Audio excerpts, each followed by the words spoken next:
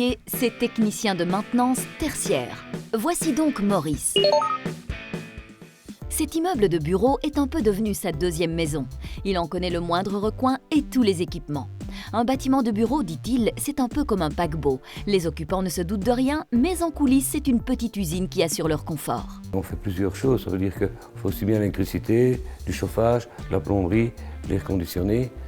On essaie que le bâtiment tourne convenablement. Tous les gens, ils voient ce qui se passe dans les bureaux, c'est-à-dire leur PC, leur lumière qui est allumée, ce qui produit leur chauffage, leur air conditionné. Eux, ils ne voient pas tout ça. Donc, s'ils n'appellent pas, c'est que nous, on est là en train de tout régler dans les techniques et que tout tourne bien. Maurice est devenu indispensable au bon fonctionnement de cet immeuble. Il s'y connaît autant en électricité qu'en mécanique, en système de chauffage et de climatisation, en distribution d'eau. Pas mal. Son job se résume en 3 mots: entretenir, prévenir et dépanner. On a des contrôles réguliers à faire sur certaines machines. Voir si les chaudières tournent, si les frigos tournent. Le reste, c'est question d'électricité, vérifier s'il y a du courant à tous les étages, vérifier si toutes les lampes fonctionnent dans les étages, dans les couloirs. Si l'entretien est bien fait, tout va bien. Les entretiens qui ne sont pas faits, il faut s'attendre à beaucoup de plaintes et plus de dépannage.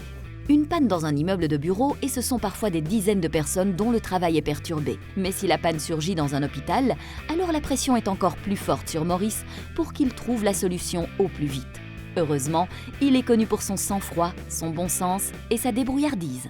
Il y a une fuite à un appareil, il faut quand même savoir agir le plus vite possible. Évidemment, s'il y a une fuite, il faut savoir où se trouvent les colonnes, savoir le matériel nécessaire, il faut être créatif. À ce moment-là, on peut directement intervenir sur la panne. Un bon technicien n'existe pas.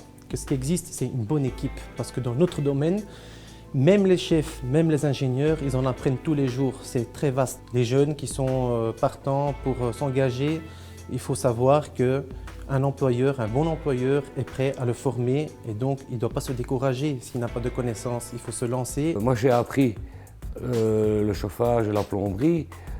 Petit à petit, en travaillant dans les bâtiments, on sait déjà un peu comment ça fonctionne. Quand on rentre dans une société comme je suis, on nous apprend certaines choses sur chantier.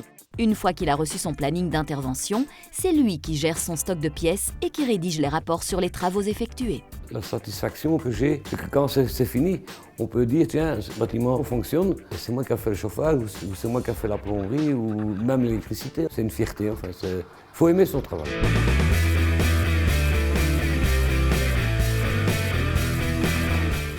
Mon métier, c'est